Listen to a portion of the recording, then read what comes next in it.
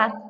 Este trabalho se intitula O uso de células-tronco do cordão umbilical no tratamento de diabetes mellitus e foi desenvolvida pelas alunas de iniciação científica Jemima Helena Silvério Narciso Santos e Yasmin Ribeiro Paparazzo, sob orientação da professora doutora Júlia Alejandra Pesucchi, sendo que este projeto é vinculado ao programa de pós-graduação em Biotecnologia e Inovação em Saúde da Universidade Anhanguera de São Paulo, na unidade Pirituba. Este trabalho vai seguir o roteiro do resumo do evento. A diabetes é uma doença caracterizada pelo aumento do nível de glicose no sangue.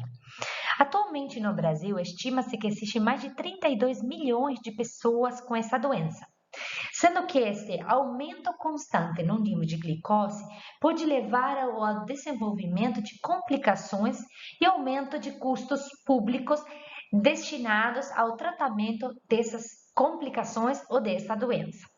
Dentre as complicações mais frequentes, a gente vê um processo de má cicatrização e um risco de infecção e amputação de membros, doenças nos olhos, doenças cardiovasculares, como acidente vascular cerebral e também infarto, doenças nos rins e doenças gengivais, dentre outras. O tratamento atualmente disponível para as pessoas com diabetes consiste na insulinoterapia e na utilização de alguns tipos de medicamentos que buscam justamente controlar esse nível de glicose em sangue, alterando a função ou a quantidade de insulina, principal composto que leva à internalização da glicose que está circulando no sangue de pacientes com diabetes. Alternativamente, alguns compostos utilizados para emagrecimento, como por exemplo a Victoza, também são frequentemente usados em pacientes com diabetes.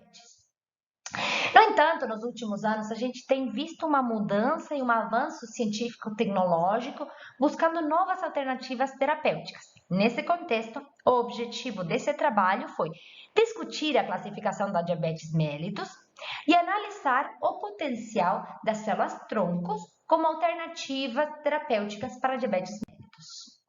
Para isso, foi feita uma revisão qualitativa e exploratória, com a busca sistemática de artigos, usando a base de dados PubMed e definindo alguns critérios de elegibilidade.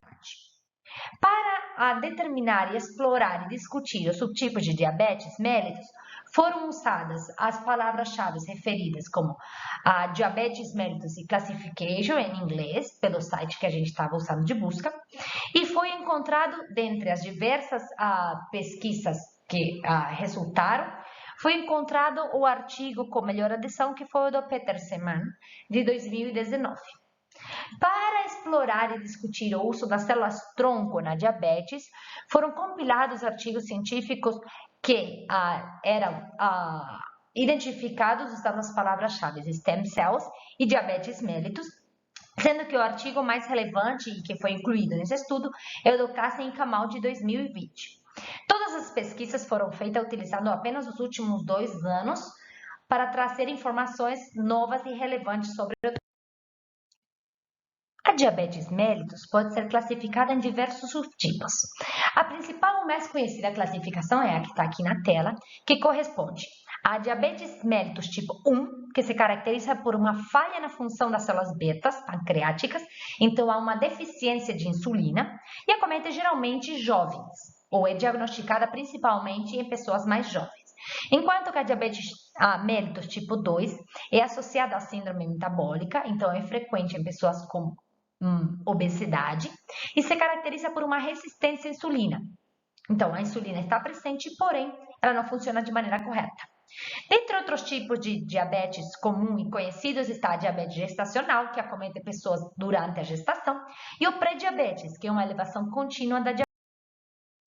Recentemente, outros subtipos de diabetes têm sido identificados e caracterizados, dentre os que se destaca a LADA, que é um tipo de diabetes autoimune latente que acomete jovens e que também se caracteriza pela destruição das células betas, então há uma falta de insulina, mas ela é decorrente de um processo autoimune, quais as próprias células do corpo atacam as células betas do pâncreas, conforme a gente consegue observar no gráfico na tela.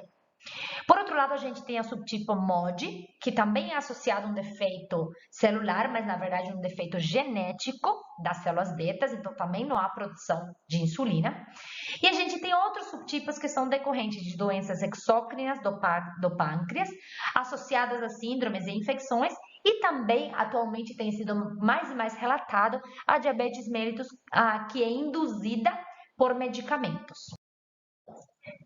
Nos últimos anos, com o avanço da biotecnologia e da ciência, tem sido cada vez mais explorado o uso de células-tronco, que são aquelas células que têm a capacidade de autorrenovação e diferenciação elevada, para o tratamento de doenças celulares, dentre as que se enquadra a diabetes mellitus.